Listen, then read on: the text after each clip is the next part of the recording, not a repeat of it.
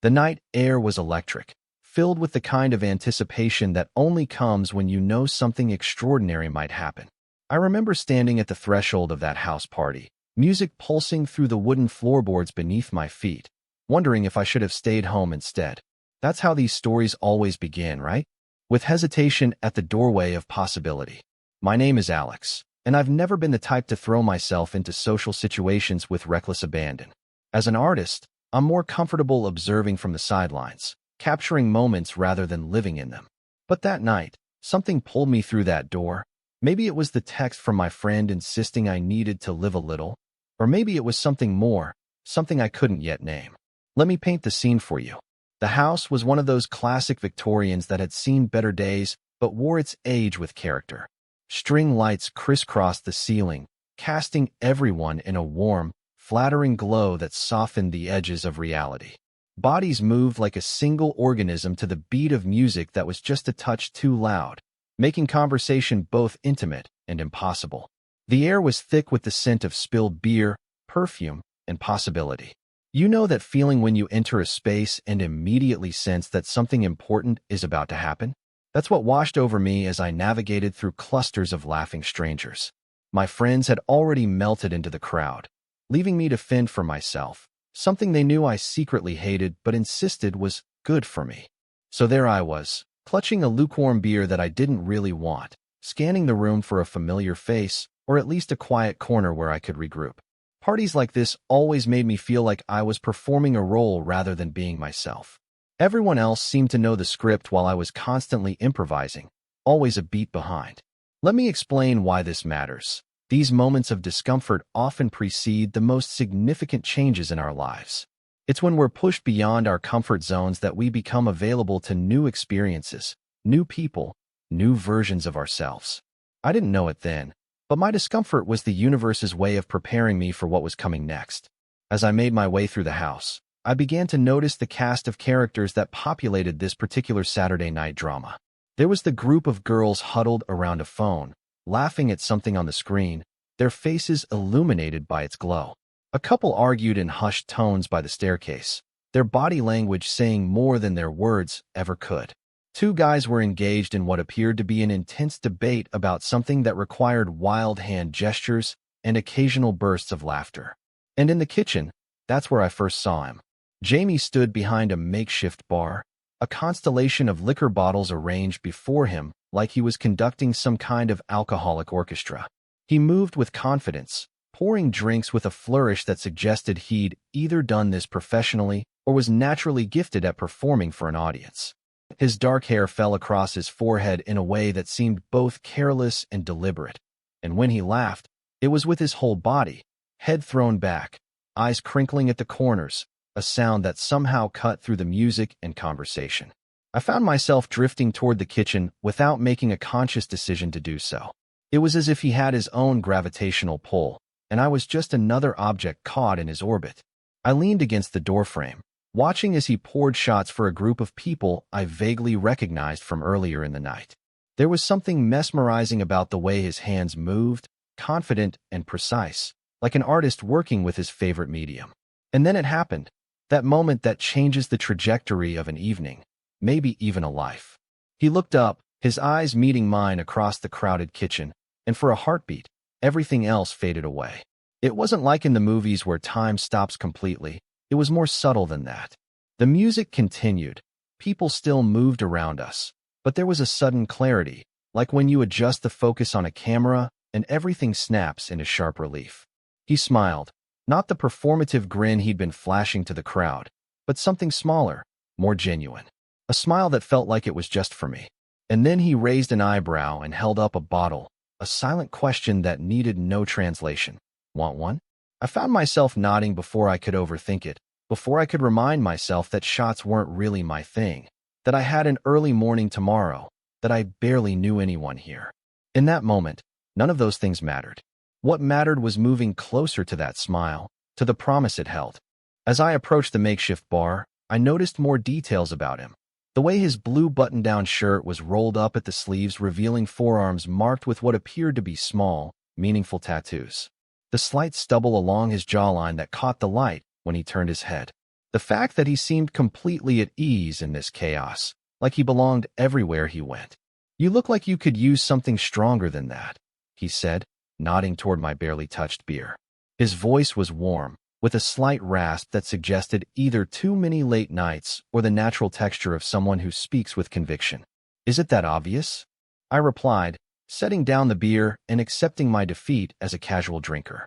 "Only to the trained eye," he said with a wink that should have been cheesy but somehow wasn't.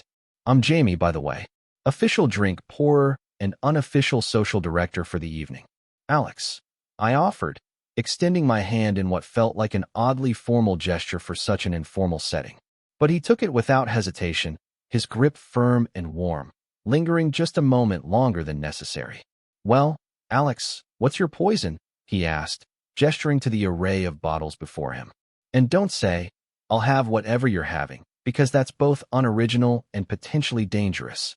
His smile took any sting out of the words, transforming them into the beginning of a shared joke. I laughed, feeling some of my earlier tension dissolve. "Fair enough. Tequila, then. If we're going to do this, let's do it properly." Something flashed in his eyes. Approval, maybe, or recognition of a kindred spirit. "Tequila it is."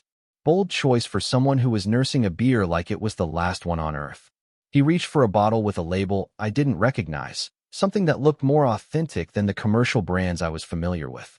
As he poured the golden liquid into shot glasses, he explained that this was the good stuff, meant to be sipped rather than slammed back with a grimace.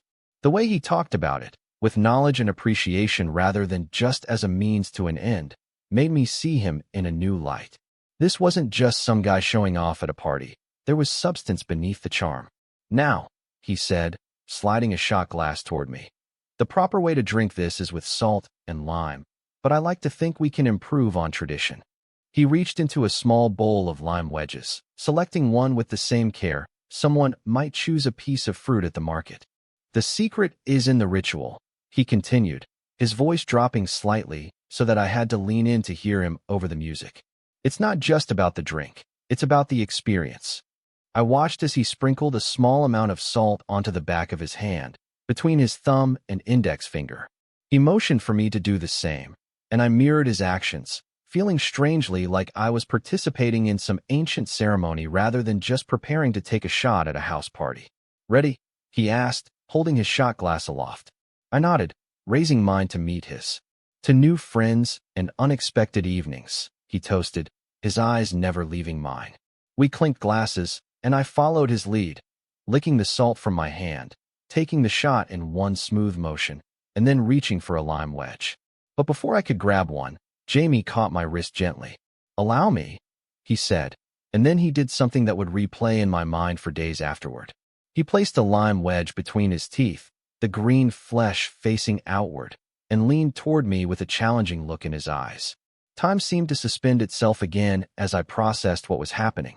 This was an invitation, clearly, but to what exactly? It wasn't just about the lime. It was about crossing a threshold, about acknowledging the current that had been running between us since that first shared glance. In my normal life, the one where I played it safe and kept to the sidelines, I would have laughed it off, found a way to defuse the moment. But something about the night, about him, made me brave. Or maybe just reckless. I leaned forward, my heart hammering against my ribs, and took the lime from between his teeth, our lips brushing in a contact that was too brief to be a kiss, but too intentional to be accidental. The tartness of the lime exploded on my tongue, a sharp counterpoint to the burn of the tequila and the saltiness still lingering on my lips. But all I could focus on was the look in Jamie's eyes, surprise mingled with something darker, more primal. He hadn't expected me to accept his challenge, I realized. He'd been testing me, and now he was recalibrating, seeing me in a new light just as I had seen him. "Well," he said after a moment, his voice slightly rougher than before, "you're full of surprises, Alex." I surprised myself by responding with confidence I didn't know I possessed. "So I've been told. Got any more of that tequila?" Jamie's laugh was genuine, a burst of sound that seemed to come from somewhere deep inside him. "Coming right up. But fair warning, I might be out of limes." "I'm sure we'll figure something out," I replied, feeling a rush of exhilaration at this new version of myself. Bolder, more direct. willing to play this game of attraction that was unfolding between us. As Jamie poured another round of shots, I became aware of the eyes on us. Our little lime moment hadn't gone unnoticed in the crowded kitchen. A girl with pink-tipped hair gave me an approving nod, while a guy in a vintage band t-shirt looked between Jamie and me with undisguised curiosity. I wasn't used to being the center of attention, and for a moment, I felt the old anxiety creeping back in. What was I doing? This wasn't me. I didn't flirt with charismatic strangers at parties. I didn't take shots. I didn't accept limes from between someone's teeth. But then Jamie handed me another shot, his fingers brushing against mine in a way that felt deliberate, and all those doubts receded. Because maybe this was me, or at least a version of me that had been waiting for the right moment to emerge. A version that had been hiding behind careful choices and predictable routines. "You're thinking too much," Jamie observed, his head tilted slightly as he studied my face. "I can practically see the gears turning. Is it that obvious?" I asked for the second time that night. "Only to the trained eye," he repeated with a smile that suggested he was enjoying our callback to earlier conversation. "Let me guess. You're wondering what you're doing here, taking shots with a stranger when you could be. What? Home with a book? Working on some project? Watching something on Netflix that you've seen 3 times already?" His accuracy was unsettling. "Are you psychic, or am I just that predictable?" "Neither," he said, leaning closer so that his words were for me alone despite the crowd around us. "I recognized something in you when you walked in. Something familiar, like looking in a mirror from a few years ago." Before I could ask what he meant by that, someone bumped into me from behind, nearly causing me to spill my shot. Jamie's hand shot out, steadying me with a touch to my elbow that felt electric even through the fabric of my shirt. "Maybe we should find somewhere quieter," he suggested, and though his tone was casual, there was an undercurrent of something more serious. "Unless you're enjoying being jostled by drunk strangers." "Quieter sounds good," I agreed, trying to match his casual tone while my pulse raced at the implications of moving somewhere more private with him. Jamie nodded toward a door at the back of the kitchen that I hadn't noticed before. "Garden's through there. It's nothing fancy, but there's a bench and fewer people trying to use you as a human bumper car." He led the way, navigating through the crowd with the ease of someone accustomed to moving through spaces filled with people. I followed in his wake, still holding my shot glass, unwilling to leave it behind, as if it were a token from this strange, enchanted evening. The garden was indeed nothing fancy, just a small patch of grass surrounded by potted plants and strung with more of the same lights that decorated the inside of the house. But after the sensory overload of the party, it felt like stepping into another world. The music was muffled here, reduced to a distant pulse rather than an all-encompassing beat. The air was cooler, carrying the scent of night-blooming flowers and the earthiness of recent rain. We sat on a wooden bench that had seen better days, our knees almost touching. Above us, the sky was that peculiar urban black, too light-polluted for stars, but still vast and somehow intimate, like a ceiling lowered just for us. "To quieter spaces," Jamie said, raising his shot glass. "And unexpected directions," I added, touching my glass to his. This time, we drank without the salt or lime ritual, just the clean burn of good tequila and the shared moment of appreciation afterward.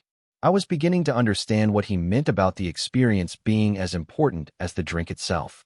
"So," Jamie said after a moment, turning slightly to face me more directly, "tell me something real about yourself, Alex. Not the surface stuff you tell people at parties, but something that matters." It was a bold request from someone I'd just met, but somehow it didn't feel invasive. Instead, it felt like an opportunity, a chance to be seen in a way I rarely allowed myself to be. "I'm afraid of wasting my life," I said, the words coming out before I could filter them. "I make art that no one sees because I'm terrified it's not good enough. I watch other people take risks and live these seemingly vibrant lives, and I tell myself I'm being thoughtful and deliberate, but really, I'm just scared." The confession hung in the air between us, more potent than the alcohol in my system. I waited for the usual response, reassurance, platitudes about how everyone feels that way sometimes, advice about believing in myself. But Jamie just nodded, his eyes reflecting understanding rather than pity. "What medium?" he asked. "What? Your art. What medium do you work in?" It wasn't the question I was expecting, and that made it perfect somehow. "Photography mainly," Some mixed media collage when I'm feeling particularly brave or angry. Jamie smiled, a slow, appreciative expression. I'd like to see it sometime. The real stuff, not the sanitized portfolio version you show at interviews. Why? I asked, genuinely curious about his interest. Because I have a feeling it's like you, more complex and interesting than you give it credit for. There was that current again, running between us, making the air feel charged with possibility. I took another sip of my tequila, using the moment to gather my thoughts. Your turn, I said finally. Something real. Jamie leaned back slightly, his gaze shifting to the sky before returning to my face. I'm good at this, he said, gesturing vaguely to encompass the party, his role as the charismatic center of attention. Too good, maybe. It's easy for me to be the person people want at their parties, the one who makes everyone feel special for a few hours. But sometimes I wonder if I've become so good at playing that role that I've forgotten who I am when the party ends. His admission created a new dimension to our connection, a mutual recognition of the masks we wear and the fear of what lies beneath them.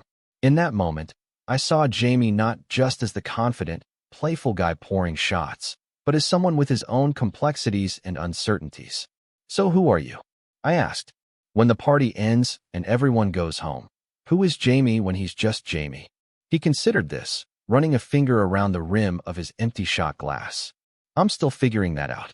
But I know I'm someone who notices a person standing in a doorway, watching instead of participating, and recognizes a kindred spirit despite our different approaches to hiding.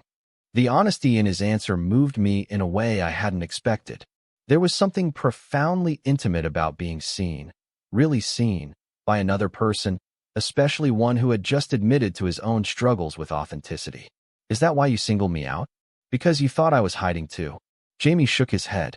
I singled you out because even though you were trying to blend into the background, you were the most interesting person in the room. The way you were observing everything, taking it all in. It was like you were seeing things the rest of us missed. The curse of the perpetual observer, I said with a small laugh. Always watching, rarely participating. Until tonight, Jamie pointed out, his eyes holding mine. Tonight you participated. You took the lime. The way he said it, you took the lime, made it sound like more than just accepting a citrus wedge from between his teeth. It sounded like a choice, a turning point, the moment in a story where everything changes. And maybe it was. Because sitting there in that small garden, with the muffled sounds of the party creating a soundtrack to our conversation, I felt something shifting inside me. A willingness to step out of the shadows of my own making, to risk being seen, not just by Jamie, but by myself. The night air had grown cooler, or perhaps I was just becoming more aware of it as the warmth of the tequila began to fade. Jamie noticed me rubbing my arms and, without a word, shrugged out of his jacket and placed it around my shoulders. It was such a simple gesture, so often depicted in movies and books that it should have felt cliché. Instead, it felt like a gift, the weight of the jacket, still warm from his body, settling around me like an embrace. Thank you, I said, pulling it closer around me. It smelled like him, a mix of cologne, laundry detergent, and something uniquely Jamie that I couldn't quite identify, but already associated with the way my heart raced when he looked at me. It looks better on you anyway, he said, his voice softer than it had been all evening. We were closer now, whether from the natural progression of our conversation or a deliberate choice, I couldn't say. But I could feel the heat of him next to me, see the subtle changes in his expression as he looked at me, the slight parting of his lips, the intensity in his eyes that made me feel both exposed and exhilarated. Jamie, I began, not sure what I was going to say, but feeling the need to acknowledge whatever was happening between us. Before I could continue, a crash from inside the house broke the moment, followed by raised voices and the unmistakable sound of an argument escalating. Jamie tensed beside me, his body alert as if preparing to intervene if necessary. Should we check on that? I asked, already dreading the thought of returning to the chaos of the party. Jamie listened for a moment, then relaxed slightly. Sounds like Tyler and his roommate having their weekly drunken debate about who ate whose leftovers. They'll be best friends again in 10 minutes. As if to confirm his assessment, the shouting inside diminished, replaced by laughter and the resumption of music at an even higher volume than before. See? Crisis averted, Jamie said with a smile that didn't quite reach his eyes. Something had shifted, the spell of our private conversation broken by the reminder of the world beyond our garden bench. I felt a pang of disappointment, wondering if the moment had passed, if we would now return to the party and slip back into our respective roles. Jamie, the charismatic center of attention, me, the observer on the periphery. The thought made me unexpectedly sad, as if I were losing something precious before I'd fully grasped it. But then Jamie turned to me, his expression serious in a way it hadn't been before. "Alex, can I ask you something?" "Of course," I said, trying to ignore the nervous flutter in my stomach. If we hadn't met here, if it had been somewhere else, a coffee shop, a gallery, anywhere but a party where I'm pouring shots and feeding you lime from my teeth, would you have given me a chance to know you? The question caught me off guard with its directness and the vulnerability behind it. It was Jamie acknowledging the personas we adopt in different contexts and wondering if what was happening between us could exist outside the heightened reality of this night. "I'd like to think so," I said honestly. "But I don't know. I'm not usually this version of myself, the one who takes chances." Jamie nodded, accepting my answer without judgment. "And which version do you like better? The careful observer or tonight's Alex?" It was a profound question, one that cut to the heart of what I'd been feeling all evening. "I think maybe they're both me," I said slowly, working it out as I spoke. The observer sees things others miss, notices details, appreciates moments from a distance. But tonight's Alex, this version of me, gets to feel things up close, gets to participate in those moments instead of just documenting them. "I like both versions," Jamie said simply. "Though I have to admit, I'm particularly fond of the one who takes limes from strangers." His comment broke the tension, making me laugh and lean into him slightly, drawn by the warmth of his smile and the sincerity in his eyes. "He wasn't a complete stranger," I pointed out. "He made me a drink first. That's practically a relationship in some cultures." "Is that so?" Jamie's smile widened, his eyes crinkling at the corners in a way that made my heart do a little flip in my chest. "And in this culture? What does it mean here?" The question hung between us, loaded with possibility. I could feel us approaching another threshold, another moment where a choice would need to be made. And this time, I didn't hesitate. "It means I'd like to find out," I said, holding his gaze despite the heat rising to my cheeks. Jamie's expression softened, a mix of surprise and pleasure that made him look younger somehow, more vulnerable. He reached out slowly, giving me time to pull away if I wanted to, and brushed a strand of hair from my forehead. The touch was gentle, almost reverent, and I found myself leaning into it, craving more of that connection. "I'd like that too," he said, his voice low and intimate in the quiet of the garden. And then he was leaning in, or I was, or we both were. The details didn't matter. What mattered was the moment our lips met, soft and questioning at first, then with growing certainty. His hand cupped my face, thumb stroking along my cheekbone in a gesture so tender it made my chest ache. I tasted the lingering sharpness of tequila and lime on his lips, but underneath that was something else, something uniquely Jamie that I was quickly becoming addicted to. The kiss deepened, his other hand finding the small of my back, drawing me closer until I could feel the solid warmth of him against me. My own hands moved of their own accord, one gripping his shoulder, the other sliding into his hair, which was as soft as I'd imagined it would be. When we finally pulled apart, both slightly breathless, I felt dizzy in a way that had nothing to do with the alcohol I'd consumed. Jamie looked equally affected, his eyes darker than before, lips slightly parted as he looked at me with a mixture of wonder and desire that made me feel powerful and vulnerable all at once. "That was," he began, then shook his head, apparently at a loss for words. "Yeah," I agreed, understanding completely what he couldn't articulate. Because how do you describe something that feels both inevitable and impossible? A connection that seems to exist outside of time, as if it was always there, just waiting to be acknowledged? We sat there for a moment, foreheads nearly touching, sharing the same air, neither of us willing to break the spell that had fallen over us. The party continued inside, but it felt distant, like something happening in another world entirely. Eventually, Jamie spoke, his voice hushed, as if sharing a secret. "I don't usually do this, you know. This isn't some line I use at parties. Feed people lime from your teeth?" I teased gently. He laughed, the sound vibrating through me where our bodies touched. "That either. But I meant this. feeling this way about someone I just met. It's not. It doesn't happen to me. The admission touched me deeply, not just because it mirrored my own experience, but because it showed me that Jamie, for all his easy charm and social grace, was just as surprised by what was happening between us as I was. Me neither, I confessed. But I'm glad it did. Happen, I mean. Jamie's smile was like the sun breaking through clouds, warm and bright and full of promise. So am I. He leaned in to kiss me again, and this time there was no hesitation, no questioning. Just the certainty of two people who had found something unexpected and precious in each other.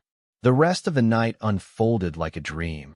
Moments of intense connection interspersed with laughter and conversations that ranged from the profound to the ridiculous. We stayed in our garden sanctuary, occasionally venturing inside for drinks or to use the bathroom, but always returning to our bench, to the private world we had created. As the party began to wind down, the crowd thinning as people headed home or passed out in various corners of the house, Jamie and I faced the inevitable question of what came next. The night was ending, but neither of us wanted whatever was happening between us to end with it. I live about 15 minutes from here, Jamie said, his fingers intertwined with mine. It's nothing special, just a small apartment above a bookstore, but it's quiet. And I make a mean breakfast. The invitation was clear, but so was the understanding that I could decline if I wasn't ready. There was no pressure in his voice, no expectation, just an offer to extend our time together, to see where this connection might lead. In my old life, the one where I watched rather than participated, I might have made an excuse, might have exchanged numbers with a promise to call that I may or may not have kept. But tonight's Alex, the one who had tasted lime from Jamie's lips and discovered a bravery I didn't know I possessed, had a different answer. I'd like that, I said, squeezing his hand. But only if you promise to show me your book collection. I feel like you can tell a lot about a person from their bookshelves. Jamie's laugh was delighted, as if I'd surprised him yet again. Deal. Though I should warn you, it's an eclectic mix. Everything from classic literature to cheesy sci-fi novels I've had since high school. Even better, I said, finding that I genuinely wanted to know this about him. Wanted to know everything about him, in fact. The books he loved, the music he listened to when no one was around, the dreams he had that he might be afraid to share with others. As we gathered our things and said goodbye to the few remaining partygoers, I caught sight of myself in a mirror hanging in the hallway. I looked different somehow. Eyes brighter, cheeks flushed, a certain confidence in the set of my shoulders that hadn't been there when I arrived. I was still me, still Alex the observer, the one who noticed details others missed, but I was also something more now. Someone who took chances, who accepted limes from between teeth, who followed unexpected connections to see where they might lead. Outside, the night air was cool and clear, the street quiet except for the distant sounds of the city that never fully sleeps. Jamie took my hand as we walked, a simple gesture that felt both casual and profound. Our fingers fit together perfectly, as if they'd been designed for this purpose. "What are you thinking?" Jamie asked, glancing at me with a smile that made my heart skip. "That I'm glad I came to the party tonight," I said honestly, even though I almost didn't. Jamie stopped walking, turning to face me under the glow of a streetlight.